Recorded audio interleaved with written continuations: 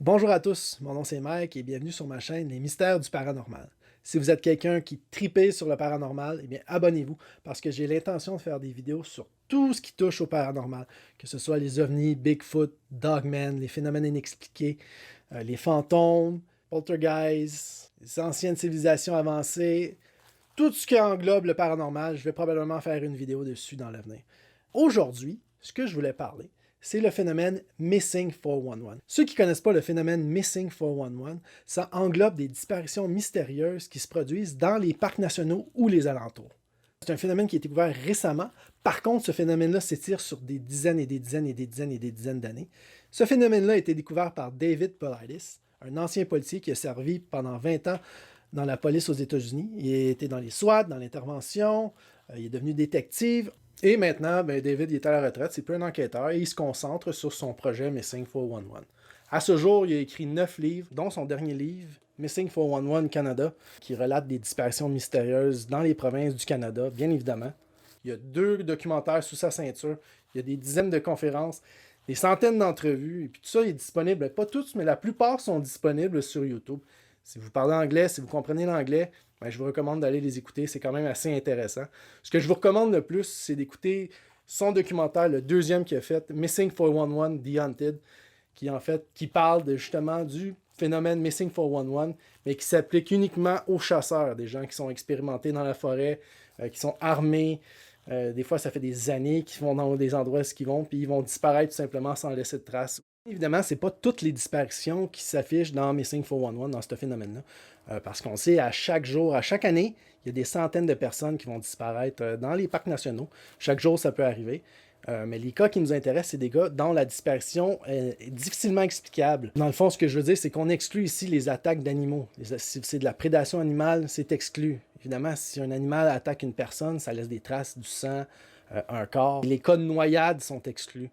Les cas de suicide sont exclus. C'est vraiment des critères assez précis. Justement, en parlant de critères, David Paulides a écrit une liste de critères assez précis, ce qui englobe tout le phénomène Missing 411. Un des premiers critères, il faut que ça se passe dans un endroit rural, que ce soit à l'intérieur du parc national lui-même ou dans les alentours.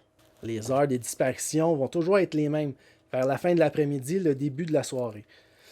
L'eau et les rochers sont associés aux disparitions. Là, je ne veux pas dire ici que les gens vont se noyer ou vont recevoir des roches sur la tête. Non, c'est que les gens vont disparaître dans des coins où il y a des étendues d'eau, que ce soit des ruisseaux, des rivières, des étangs, des lacs. Les gens vont disparaître ou réapparaître dans ce coin-là. Même chose pour les étendues de roches ou les rochers. Des fois, il y a des rochers à perte de vue, des étendues pleines de rochers à perte de vue. Les gens vont soit disparaître dans ces endroits-là ou ils vont être retrouvés dans ces endroits-là. La température a souvent rapport avec la disparition, c'est-à-dire que les gens vont disparaître, puis soudainement, la température va se gâter. Va être des pluies torrentielles, de la neige, la température va baisser ou la température va devenir extrêmement sec. Une autre chose qui a rapport avec la température, ou plutôt le règne animal, c'est que souvent, avant les disparitions, il n'y a pas d'animaux, il n'y a pas de son, il n'y a rien. C'est complètement silence mort. Les chiens sont souvent associés aux disparitions, c'est-à-dire que les gens qui vont se promener avec leurs chiens dans la forêt vont souvent disparaître avec leurs chiens. En parlant de chiens, les chiens pisteurs, ça c'est des chiens qu'on envoie quand on recherche une personne qui a disparu. Et souvent, ces chiens-là ont un comportement étrange. Soit ils refusent carrément de chercher la personne, soit ils vont chercher la personne et la piste va s'arrêter au milieu de nulle part. Dans les cas que je parle, les gens vont disparaître sous le nez des autres personnes avec qui ils sont. C'est-à-dire, vous parlez d'une personne, elle n'est pas très loin, vous vous retournez quelques instants, puis quand vous revenez, la personne à qui vous parliez est disparue, complètement volatilisée, pas de bruit, absolument rien, aucun son. Si vous êtes dans un groupe, souvent, les premiers de groupe ou les derniers de groupe vont disparaître. Il y a souvent un point de séparation, ça peut être n'importe quoi. C'est-à-dire, la personne a oublié quelque chose au campement, retourne au campement qui est peut-être à 10 mètres, et puis on ne va jamais la revoir. Ou la personne se sent mal, dit « Moi, je vais rester au campement, vous allez chasser, ou moi, je vais retourner à l'auberge, ou moi, je vais retourner au... » Peu importe, il va toujours avoir un point de séparation, et dans ce point de séparation-là, souvent, c'est là que la personne va disparaître.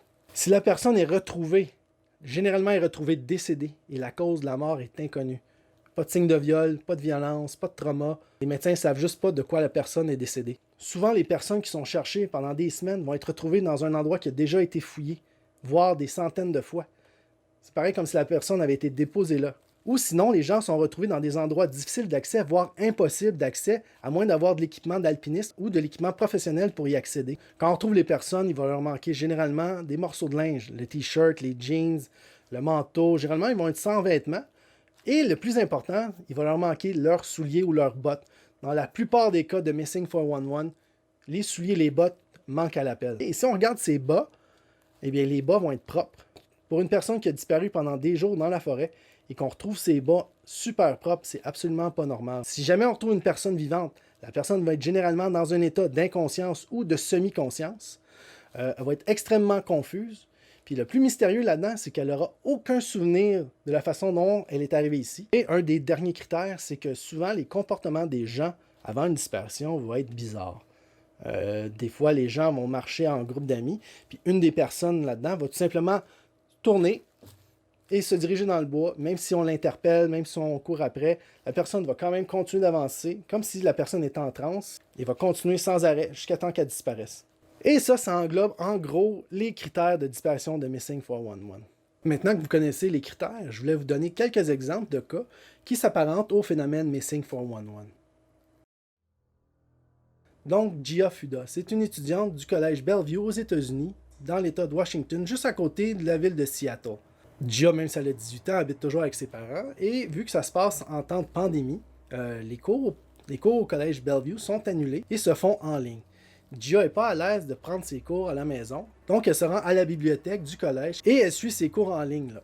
C'est ce qu'elle fait à chaque matin, se lève, disons voir ses parents, prend son véhicule, se rend à la bibliothèque du collège, suit ses cours en ligne là et revient à la maison. Donc, le 24 juillet passé, Gia se rend, comme à chaque jour, le matin, prend son véhicule, disons voir ses parents et supposément se rend au collège, à la bibliothèque pour prendre ses cours en ligne.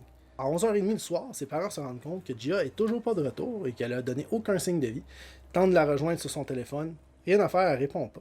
Les parents vont appeler les policiers pour dire que leur fille a disparu et n'est pas retournée à la maison. Le lendemain matin à 10h, Gia n'a toujours pas donné signe de vie. Les enquêteurs vont commencer leur enquête. Ils vont découvrir la voiture de Gia à plus de 100 km de sa résidence, dans le coin de Index, toujours dans l'État de Washington, mais dans une partie de Washington qui est extrêmement rurale.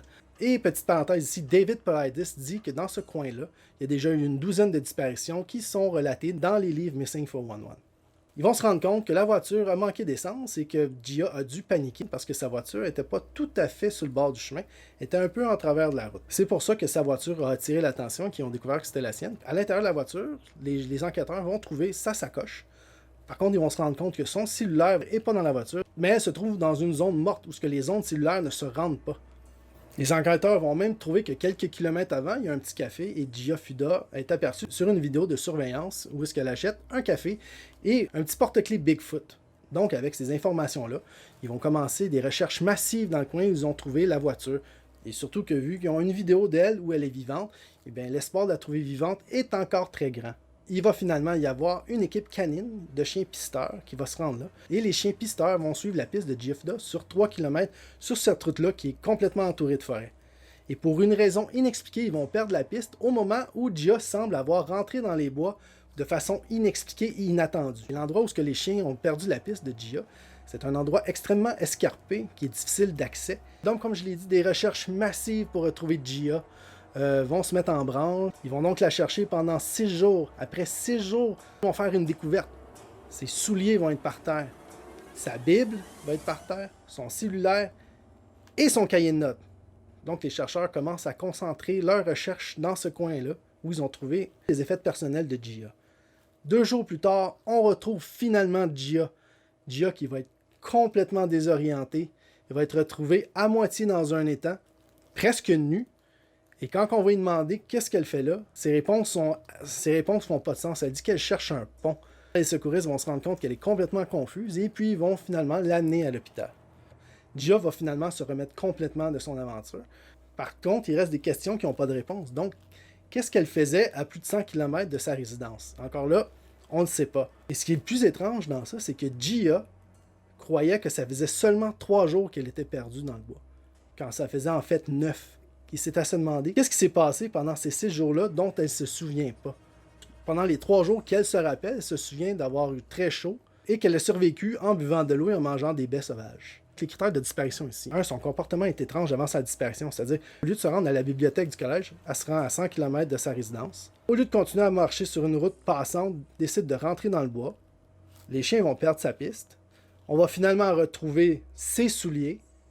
Quand on la retrouve semi-consciente, complètement confuse et à moitié dans un étendue d'eau. En lisant sur le cas de Gia Fuda, ça me rappelait celui de Danny Philippidis. Danny Philippidis, c'est un pompier ontarien qui est allé prendre des vacances de ski à Whiteface Mountain aux États-Unis.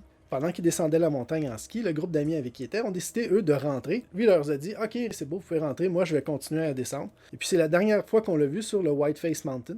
Il y a eu des recherches majeures qui se sont faites pour le retrouver. On a trouvé sa voiture dans le stationnement de la station de ski. À l'intérieur, il y avait tout ce qu'on avait de besoin pour voyager. Son passeport, l'argent, son téléphone. 6 jours plus tard, la femme de Danny reçoit un appel et c'est Danny lui-même qui l'appelle.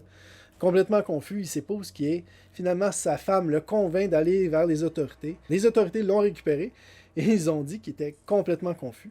Et en fait, ce qui est spécial ici, c'est que Danny, quand il a été retrouvé, il était dans l'État de la Californie. Donc, il est parti de Whiteface Mountain et 6 jours plus tard, il était retrouvé dans l'État de la Californie. Et ça, sans avoir d'argent, sans avoir de téléphone. La seule chose qu'il se souvient, il dit qu'il était dans un big rig. Les big rigs, c'est les gros camions de transport de marchandises.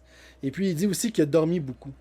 Puis quand ils l'ont trouvé, les autorités, il y avait une nouvelle coupe de cheveux, il y avait un nouveau cellulaire avec lequel il a appelé sa femme, et puis il y avait encore son habit de ski qu'il avait à Whiteface Mountain.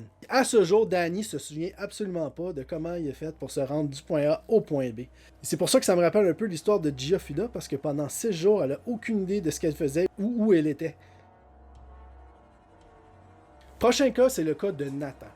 Petit spoil ici, Nathan, c'est pas son vrai nom, puisque Nathan a été retrouvé vivant et qui est encore mineur, on ne peut pas utiliser son vrai nom. Donc, le 1er octobre 2010, Nathan et sa famille ont décidé d'aller camper dans le coin du mont Shasta aux États-Unis. Vers 6 heures le soir, Nathan disparaît. Son père va dire plus tard aux autorités que son enfant était là une seconde, s'est retourné, et puis qu'il avait tout simplement disparu. La famille est un peu paniquée et ils vont commencer à chercher Nathan eux-mêmes. Pendant quelques heures, ils vont le chercher, ils ne vont pas le trouver. Et pourtant, Nathan, il y a 3 ans et demi, il ne se déplace pas rapidement et surtout l'endroit où ils sont, c'est quand même un endroit qui est difficile d'accès. Les parents de Nathan, n'ayant pas trouvé Nathan, vont appeler les Rangers, les gardes forestiers. Les gardes forestiers, eux, vont déployer une recherche massive de Nathan. 5 heures plus tard, après le début des recherches, on va retrouver Nathan dans un petit buisson, complètement confus, étendu sur le sol. Et c'est un endroit qui a déjà été fouillé plusieurs fois par les chercheurs. On retrouve Nathan, on le réunit avec sa famille, tout va bien, Nathan est correct, Nathan peut rentrer chez lui. Et l'histoire de Nathan va se terminer ainsi. Pas vraiment. Quelques semaines plus tard, Nathan se fait garder par sa grand-maman Cathy. Nathan, il a 3 ans et demi, donc il ne prononce pas encore tout à fait bien les mots, et sa grand-maman, au lieu de l'appeler Cathy, il l'appelle Cappy. Et puis, il est en train de jouer avec sa grand-maman Cappy, puis il lui dit soudainement « Tu sais, grand-maman, toi, t'es vraiment mieux que mon autre grand-maman Cappy. » Sa grand-maman le regarde un peu confuse, et il dit « Mais Nathan, je suis ta seule grand-maman Cappy, je comprends pas ce que tu veux dire. » Il dit « Ben, tu te souviens de la fois où j'ai disparu dans la montagne? Ben, en fait, c'est grand-maman Cappy qui est venue me chercher, mon autre grand-maman Cappy. » Cette grand-maman-là m'a amené dans une caverne, ce qui faisait sombre, il y avait des araignées.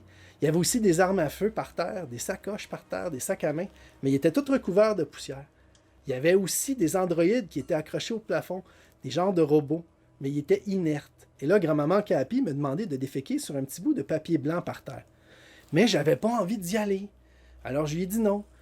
Puis là, elle a vraiment commencé à insister. Puis c'est là que je me suis rendu compte que c'était pas ma grand-maman Cappy, que c'était pas toi. Parce que cette grand-maman-là, il y avait des flamèches qui sortaient en arrière de la tête. C'était en fait un des robots qui était accroché au plafond. Sa vraie grand-maman qui écoute l'histoire est complètement abasourdie par ce qu'elle entend. Nathan, il continue.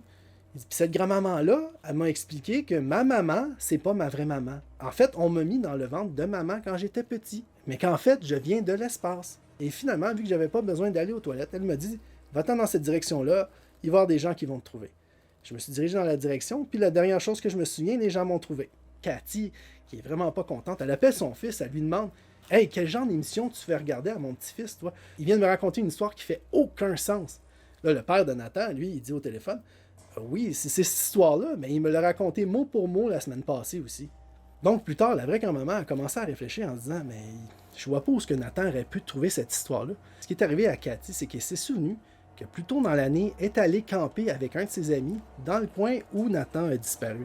Et à la tombée de la nuit, quand elle était sur le point de s'endormir dans sa tente, elle a regardé dehors et elle a vu des yeux rouges qui regardaient dans sa direction. Évidemment, elle s'est dit, ce sont des chevreuils, probablement des cerfs ou des chevreuils qui sont là, qui nous regardent. Puis elle s'est endormie. Le lendemain matin, son amie et elle se sont réveillés face contre terre, en dehors de leur tente, avec une douleur atroce au cou. Les deux se réveillent, ont mal au cou, puis se demandent comment ça qu'ils se sont réveillés à l'extérieur de leur tente. Ils comprennent pas ce qui est arrivé, ils s'en souviennent absolument pas. Et puis ils regardent leurs blessures dans le cou, et ces deux petits points, comme des petites morsures, ils ont attribué ces morsures-là à des morsures d'araignée. Et l'effet de cette morsure-là qu'ils ont eu dans le cou a duré des mois. En fait, Cathy a dit qu'elle a perdu tout sens de créativité, son orientation, sa joie de vivre, et que ça a pris des mois et des mois avant que ça revienne. On pourrait dire à première vue que Nathan, c'est quelqu'un qui a beaucoup d'imagination. Par contre, quand on mêle l'histoire de la grand-maman à son histoire, on se rend compte qu'il y a peut-être quelque chose d'autre qui s'est passé. Si on se fie aux critères de disparition, Nathan il a disparu sous le nez des personnes avec qui il était. Il a été retrouvé dans un endroit qui a déjà été cherché.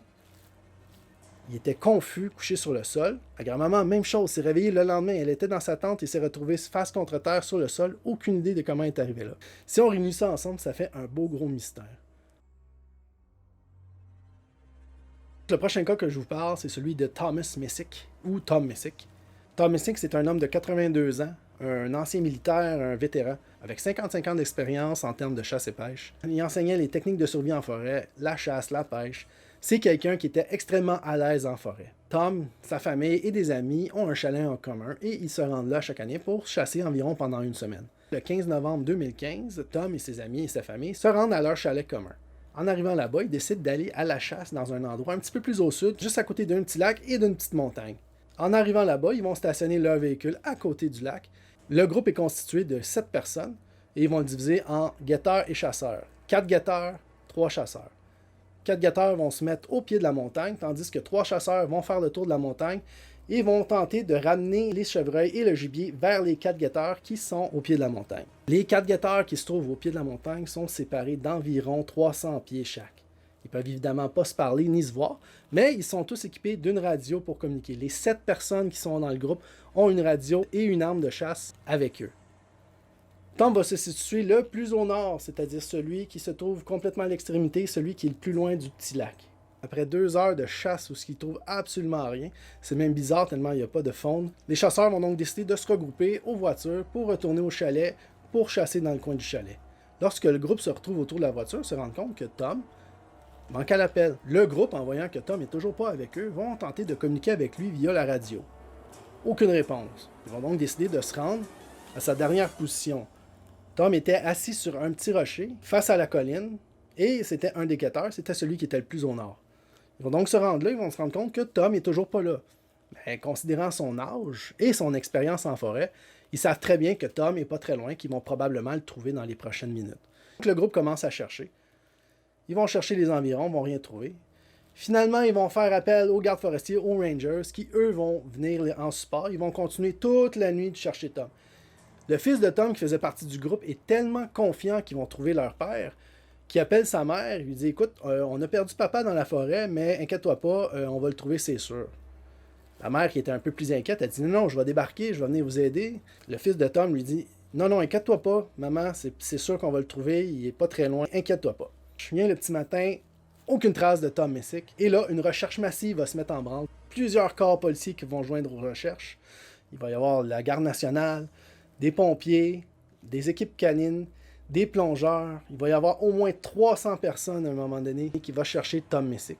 Il va y avoir des hélicoptères avec des caméras infrarouges, des chiens pisteurs, des pisteurs professionnels, des chasseurs professionnels, des gens qui connaissent le coin, des enquêteurs. Les secouristes vont effectuer des recherches extrêmement poussées. Ils vont faire des quadrilatères avec des fils. Ils vont chercher dans une direction. Le lendemain, ils vont chercher encore les mêmes endroits dans une autre direction. Ils vont ratisser au complet la montagne, les endroits, tous les environs. Et absolument rien. Tom Messick, disparu, volatilisé. Il y a des petits faits inusités qui accompagnent l'histoire. Et après quelques jours, le FBI débarque sur les lieux. Et pourtant, le FBI ne fait pas d'enquête sur les disparitions dans le bois. Et le FBI, en fait, va confier à la femme de Tom qu'il y a quelque chose d'extrêmement anormal à propos de la disparition de son mari, mais qu'ils ne savent pas c'est quoi exactement.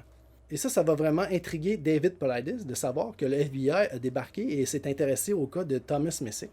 Et David va commencer à faire des recherches sur le nombre de fois que le FBI débarque dans des circonstances similaires, c'est-à-dire lorsqu'il y a une disparition mystérieuse qui se produit, le FBI est souvent là. Et c'est souvent le cas pour ce qui est du phénomène Missing 411. Dans plusieurs cas de disparition mystérieuse, le FBI débarque, prend des notes, cumule du data, puis s'en va. Donc, l'hypothèse de David Paulides, c'est que le FBI, lui aussi, est intéressé par les disparitions mystérieuses. Ça date pas d'hier qu'il fait ça. Que ce soit dans les années 60, 70, le FBI est souvent là quand il y a une disparition mystérieuse. Un autre fait inusité, c'est qu'un de ses amis a entendu un bruit. Et le bruit, c'est un bruit qu'il n'avait jamais entendu en forêt, et c'est le seul qui l'a entendu. La meilleure façon qu'il peut le décrire, c'est comme si un piège était refermé. Mais c'était pas dans la direction de Tom, c'était plus dans la direction de la colline. Et évidemment, il a rapporté ça aux autorités, et les autorités n'ont pas tenu compte de cette information-là.